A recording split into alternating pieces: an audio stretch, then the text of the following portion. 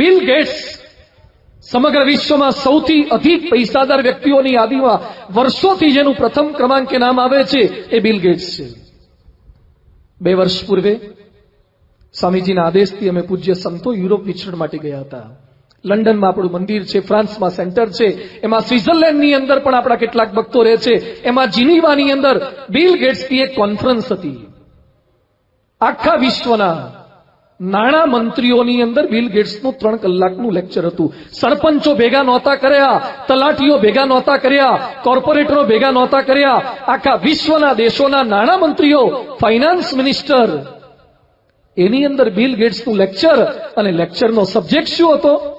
A business at the speed of light. Business ખાલી છુક ગાડીની ગતિથી નથી કરવાનો, at the speed of the light. પ્રકાશની ગતિથી બિઝનેસની સ્પીડ વધારવાની છે. એમાં બિલ ગેટ્સે પોતાના લેક્ચરની અંદર વાત કરી, એની પાસે જે પૈસો છે, બિલ ગેટ્સ પાસે કેટલા પૈસા છે એની યાદી મેગેઝિનો શું બતાવે છે? કશું જ ન કરે તો પણ દર કલાકે 4 કરોડ રૂપિયા કમાય છે. દર કલાકે 4 કરોડ કમાય છે. રાત્રે એ 6 કલાક સુઈ જાય ને સવારે ઉઠે, કશું જ ન કર્યું હોય તો પણ 24 કરોડ રેડી હોય. આપણે ઉઠીએ ત્યારે ચાનું એ ઠેકાણું ના હોય. બિલ ગેટ્સમાં આપણામાં આટલો ફરક છે. એ બિલ ગેટ્સ લખે છે કે સફળ થવા માટે પુરુષાર્થ સિએટલની શેરીઓની અંદર સ્કાઉટ બોય તરીકે સિંગ ચણા વેચવાના કામ એણે કર્યા છે. અરે લેબોરેટરીની અંદર, કમ્પ્યુટર લેબની અંદર ઓઢ્યા પાથર્યા વગર હું દિવસો સુધી સુઈ રહેતો. મેં મારી વિન્ડોઝ બંધ કરી હતી બહાર જોવાની, ત્યારે હું દુનિયાને માઇક્રોસોફ્ટ દ્વારા વિન્ડોઝની સંશોધન આપી શક્યો છું. દુનિયાના દરેક સફળ માણસોના જીવનની અંદર પુરુષાર્થ છે. કદાચ આપણે પણ પુરુષાર્થ કરીએ પણ નાની મોટી નિષ્ફળતા મળે એટલે હિંમત હારી જવાય છે. એ વિદ્યાર્થીને નિષ્ફળતા મળે, નોકરીમાં નિષ્ફળતા, અભ્યાસમાં નિષ્ફળતા, કંઈક ને કંઈક શંકા કુશંકા આપણા મનને ઘેરી લે છે. મિત્રો, વિશ્વની અંદર નિષ્ફળ ન થયો હોય એવો કોઈ પણ સફળ વ્યક્તિ નથી. માઇકલ જોર્ડન હોય એને પણ નિષ્ફળતા મળે, અને સચિન પણ નર્વસ 19 નો ભોગ બન્યા હતા. 99મી સદી થયા પછી 100મી સદી થતા એને 1 કે 1.5 વર્ષ લાગ્યું હતું. અનેક મેચોમાં નિષ્ફળતા મળી છે. અમિતાભ બચ્ચન જેવો વ્યક્તિ ઓલ ઇન્ડિયા રેડિયો સ્ટેશન ઉપર કલકત્તામાં ઇન્ટરવ્યુ આપવા માટે જાય અને અમિતાભ બચ્ચનને ઇન્ટરવ્યુ લેનાર વ્યક્તિ કાઢી મૂકે કે તમારો અવાજ ફાટેલા નગારા જેવો ઘોઘરો છે, સમાચાર વાંચવા માટે તમારું સિલેક્શન નહીં થાય. અમિતાભના અવાજને જેણે રિજેક્ટ કર્યો તો એને ખબર નહીં હોય કે અમિતાભના અવાજની વર્ષો પછી 1 મિનિટના અત્યારે 10 લાખ રૂપિયા કિંમત છે. અમિતાભ બચ્ચનનું પણ અવાજમાં રિજેક્શન થયેલું છે. એડિસન જેવી વ્યક્તિ જેના નામનું શહેર છે, આપણા નામનો એકાદો ચોક બને એવું લાગે છે. ગામમાં બળદોને ઢોરને પાણી પાવાનો હવેડો એ બને એવું લાગે છે. અમેરિકામાં એડિસનના નામનું એડિસન સિટી છે. 67 વર્ષની ઉંમરે એડિસનની આખી લેબોરેટરી સળગી ગઈ. $20 લાખ નુકસાન થયું. 7 રાજ્યોના ફાયર બ્રિગેડના માણસો બોલાવવામાં આવ્યા છે. એને જે કંઈ ઇન્સ્યોરન્સ ઉતરાયો હતો એના કરતા પણ વધારે નુકસાન થયું. એડિસનનો દીકરો રડવા લાગ્યો. એડિસન એના દીકરાને કહે છે, દા તારી માને બોલાઈ આય.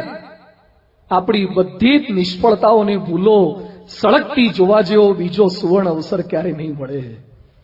બચાવવાનો પ્રયત્ન કર્યો પણ ન બચ્યું.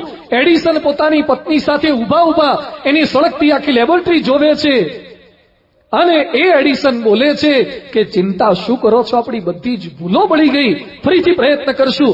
$20 લાખ નુકસાન 67 વર્ષે બધા જ સંશોધનો સળગી જાય. છતાં પણ 3 જ અઠવાડિયામાં ફોનોગ્રાફ નામના મશીનની નવી શોધ એડિસને કરી છે. અરે પ્રશ્નો તો આવે, નિષ્ફળતાઓ તો મળે. ગાંધીનગર અક્ષરધામ પર એટેક થયો, કેટલાક માણસો મરી ગયા, અક્ષરધામને પણ નુકસાન પહોંચાડ્યું. પણ પરમ પૂજ્ય પ્રમુખ સ્વામી મહારાજ એમ હિંમત હારેવા નહોતા. ગાંધીનગર અક્ષરધામ 23 એકરમાં અને દિલ્હીનું અક્ષરધામ 100 એકરમાં એમણે બનાવ્યું છે. નિષ્ફળતા તો મળે, અરે પ્રશ્નો તો આવે, એની વચ્ચે ઝઝૂમતા રહેવાનું છે, પ્રયત્ન કરતા રહેવાનું છે. કદાચ ભગવાન એક દરવાજો બંધ કરે તો બીજા દરવાજા ખુલ્લા હોય છે. કંઈક નવા ઉપાય થોડાક વિચારી શકીએ. જે કે રોલિંગ નામની એક બાઈ, બ્રિટનની ગ્રેજ્યુએટ બાઈ, નોકરી નથી મળતી, આવક નહીં, પતિથી જુદી રહે છે. લંડનની અંદર ઇંગ્લેન્ડની સરકારનું બેકારી ભથ્થું લઈને જીવનારી બાઈ કઈ રીતે ભરણ પોષણ કરે?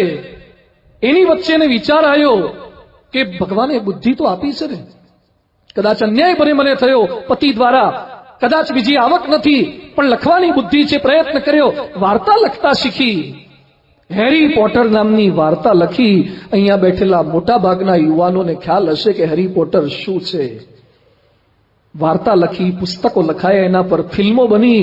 અત્યારે ઇંગ્લેન્ડની રાણી કરતા પણ વધારે પૈસાદાર બાઈ આ જે.કે. રોલિંગ બની ચૂકી છે. જેસિકા રોલિંગ $40 કરોડ માલિક છે. દર વર્ષે કરોડો રૂપિયા એ પુસ્તકોના સેલિંગમાંથી, રોયલ્ટીમાંથી કમાય છે. અરે એક દરવાજો બંધ થઈ ગયો તો શા માટે હિંમત હારી ગયા? પતંગ ચગાવો નક્કી કર્યો તો કોઈ પતંગ મુકાવનારું ના હોય. એક પતંગ ફાટી જાય તો બીજો પતંગ લઈ લઈએ છીએ. અરે પવન ના હોય તો સામે કાંઠે ફોન કરીએ છીએ, તમારી બાજુ પવન છે? તો જ્યાં પવન હોય ત્યાં પતંગ લઈને જઈએ છીએ, પણ પતંગ ચગાવીને પાર પાડીએ છીએ. જિંદગીની અંદર જો વિશ્વાસ હશે, શ્રદ્ધા હશે, તો ગમે તેવા પ્રશ્નોની વચ્ચે પણ ટકી શકીએ છીએ. બીજા ઉપાય વિચારીએ. સચિન પાસે હાઈટ નહોતી તો ફાસ્ટર બોલર ન બની શકે તો સ્પિનર બની ગયા. કદાચ ભગવાન એક બારી બંધ કરે તો બીજું કંઈક છે. અબ્દુલ કલામ સાહેબ પાયલોટ બનવાનો સંકલ્પ હતો એનો, માછીમારનો દીકરો. પાયલોટનું ઇન્ટરવ્યુ આપવા માટે ગયા. 8 વ્યક્તિ સિલેક્ટ થયા. Unfortunately he was 9th. એ 9મા ક્રમાંકે હતા, એનું સિલેક્શન ન થયું. દુઃખી થયા કે પાયલોટ તરીકે હું સિલેક્ટ ન થયો. અને ત્યાં એક હિન્દુ આશ્રમમાં ગયા. સંતે કલામને જોયા અને સંત કલામને કહે છે, બેટા દુઃખી કેમ છે? કલામને આશ્ચર્ય થયું કે સંત કઈ રીતે જાણી ગયા? પૂછ્યા વગર પણ તમારી મનોભૂમિકાને, મનોવેદનાને સમજી જાય એ સાચા સંત છે. અને પછી કલામ દુઃખી હૃદયે, ભગ્ન હૃદયે સંત પાસે પ્રાર્થના કરતા કહે છે કે ગરીબ મા બાપનો દીકરો છું, પાયલોટ થવાનું સ્વપ્ન હતું, બેને બંગડીઓ વેચીને મને ભણાયો, પણ હું પાયલોટ ન બની શક્યો. એ સમયે સંત કહે છે, બેટા તારી ઈચ્છા પાયલોટ થવાની છે, પણ ભગવાનની ઈચ્છા તને આના કરતા વધારે કંઈક આપવાની હશે. કલામ નોંધે છે કે એ સમયે મને પેલા સંતની વાત નહોતી સમજાઈ, પણ વર્ષો પછી હું રાષ્ટ્રપતિ બન્યો અને ભારતનું વાયુદળ, ભારતનું પાયદળ, ભારતનું જળદળ, આ બધા જ દળના જેટલા વડાઓ છે અને ભારતના તમામ પાયલોટો હું નીકળું ત્યારે મને સેલ્યુટ કરતા હોય, ત્યારે મને થયું કે મારે એક વિમાનનો પાયલોટ થવું તો ભગવાનની ઈચ્છા મને ભારતના બધા પાયલોટનો વડો બનાવવાની હતી. ભગવાન જે કંઈ કરે છે સારા માટે કરે છે. ઉપનિષદો આપણને આ શીખવાડે છે. પ્રયત્ન સતત, ઉત્તિષ્ઠત, જાગ્રત, પ્રાપ્ય વરાન નિબોધત. ઉઠો જાગો ધ્યેય પ્રાપ્તિ સુધી મંડ્યારો એ વાતો આપણા ત્યાં છે. કંઈક નવા ઉપાય વિચારો. આપણા ઉપનિષદોની વાતો સારી છે, સાચી છે, પણ સંસ્કૃતમાં છે. અને સંસ્કૃત તો આપણે ભણતા જ નથી, કારણ કે સંસ્કૃત તો દેવ ભાષા કહેવાય. એ તો દેવ થયા પછી જ કામ લાગે. જીવતા લગભગ સંસ્કૃત કામ ના લાગે. અંગ્રેજી ભણાવો, ઇંગ્લિશ મીડિયમમાં ભણાવો, આપણી સંસ્કૃત ભાષા તો શું કામ લાગે? વેદો ઉપનિષદો સંસ્કૃતમાં છે. નચિકેતાની વાતો છે, કઠ ઉપનિષદની વાતો છે, કેન ઉપનિષદની વાતો છે. કોઈ વાંચતા નથી. પ્રમુખ સ્વામીજીએ ફરિયાદ ન કરી. નચિકેતાની વાતોને ગાંધીનગરના વોટર શોની અંદર પ્રમુખ સ્વામી મહારાજે વિચાર કર્યો કે લોકો સંસ્કૃતની ચોપડી નહીં વાંચે, સંસ્કૃતની કથાઓ નહીં સાંભળે, પણ સારી કથાને આપણે ટેકનોલોજીના માધ્યમથી પ્રસ્તુત કરી દઈએ. લોકોને ફુવારા ગમશે, એને લાઇટ ગમશે, એને સાઉન્ડ ગમશે, એને LED સ્ક્રીન ગમશે. વોટર શો ઉપર પ્રમુખ સ્વામીજીએ નચિકેતાનો 45 મિનિટનો અદ્ભુત શો આખા ભારતમાં કેવળ એક જ સ્થાન ઉપર આવો વોટર શો એ ગાંધીનગરના અક્ષરધામમાં મૂકી દીધો. રોજના હજારો માણસો એ સંસ્કૃતના નચિકેતાના પાત્રને જોવા આવે છે. ફરિયાદ ન કરો, કંઈક ઉપાય વિચારી લો, કંઈક નવો ઉપાય વિચારીએ. નિષ્ફળતા મળે, રસ્તા અનેક છે. અરે દેવું થઈ ગયું હોય. અત્યારે ક્યાંક માણસ સફળ થવા પ્રયત્ન કરે ત્યારે દેવાનું ભારે આ જમાનો ચાલી રહ્યો છે. દેવું થઈ જાય છે, ગમે તેટલું સાચવે છતાં થઈ જાય. અને પછી એવી પરિસ્થિતિ આવે, સપરિવાર ઝેરના ટીકડા ખાઈને, ગળે ફાંસા ખાઈને, ટ્રેનના પાટા પર સૂઈને માણસો મરી જવાનો પ્રયત્ન કરે છે. અરે સિર સલામત તો પગડિયા બહોત. માથું સલામત હશે તો પાઘડીઓ નવી બનશે. એમ આપણે સલામત રહીશું તો કંઈક રસ્તા નીકળશે.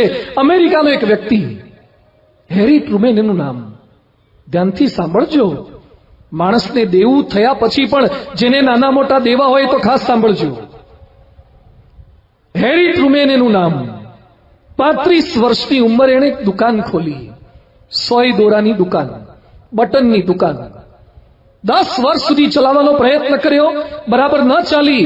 45 વર્ષે એને ફર્નિચરનો ધંધો શરૂ કર્યો. ખોટ ગઈ. 3-4 ધંધા બદલ્યા, દેવું થઈ ગયું. એના મિત્રો કહે છે નાદારી નોંધાવી દો. બેંકમાં પ્રયત્ન કર્યો, બેન્કર મિત્ર કહે છે નહીં થાય, તું નહીં ભરી શકે. દેવાવાળા જીવ ખાય, લેવાવાળા જીવ ખાય. કોઈને મહિને 20 આપે, કોઈને 25 આપે. હપ્તા કર્યા. 21 વર્ષ સુધી દેવું ચૂકવ્યું. 21 વર્ષ એના દેવું ચૂકવવામાં ગયા. 58 વર્ષે એને કંઈક દિશા જુદી વિચારી, પ્રયત્ન કર્યો. 58 વર્ષે અમેરિકાના ઉપરાષ્ટ્રપ્રમુખ થયા અને રૂઝવેલ્ટના અવસાન પછી 1945માં અમેરિકાના ઓબામા જેમ રાષ્ટ્રપ્રમુખ હતા એમ હેરી ટ્રુમેને અમેરિકાના રાષ્ટ્રપ્રમુખ થયા. 35 વર્ષે જેને સોય દોરાની બટનની દુકાન હોય, જેને 45 વર્ષે ફર્નિચરના ધંધામાં પણ ખોટ ગઈ હોય, એ અમેરિકાનો રાષ્ટ્રપ્રમુખ બની શકે? તો આપણે કેમ નાની મોટી નિષ્ફળતાઓથી હિંમત હારી જઈએ છીએ? યાદ રાખો, સૂર્ય ગમે તેટલો પ્રકાશિત હોય પણ એક વાદળ સૂર્યને ઢાંકી શકે છે. પણ વાદળ આવી જાય એટલે સૂર્ય રડવાનું ન હોય, ફરિયાદો ન કરવાની હોય, ટીકા ન કરવાની હોય, થોડીક પવનની પ્રતીક્ષા કરવાની હોય. પવન આવશે, વાદળું હટી જશે, ફરીથી સૂર્યનો પ્રકાશ પૃથ્વીને મળવા લાગશે. એમ જીવનમાં નિષ્ફળતા મળી, થોડીક પ્રતીક્ષા કરો, થોડીક ધીરજ રાખો, તો ગમે તેવી નિષ્ફળતાની વચ્ચે પણ માણસ પ્રયત્ન કરીને આગળ વધે છે. લોકો ટીકા પણ કરશે. પ્રયત્ન કરીએ. આ જમાનો એવો છે, સારું કરો તો પણ ટીકા, ખોટું કરો તો પણ ટીકા. જેને પ્લેન શોધ્યા, Wright brothers, Orville and Wright brothers વિમાન શોધવા માટે ગયા. છાપામાં એના નામના આર્ટિકલ શું આવતા? અતિ વિકૃત મનોઘાતી દશાવાળા 2 ભાઈઓ. અતિ વિકૃત આપઘાતી મનોદશાવાળા ભાઈઓ. આવી ટીકા લોકો કરતા, છાપામાં લેખિત આવતું. છતાં પણ એને પ્રયત્ન ન છોડ્યા તો વિશ્વને આકાશની અંદર મુસાફરી કરાવી શકે એવા વિમાનની એ ભેટ આપી શક્યા.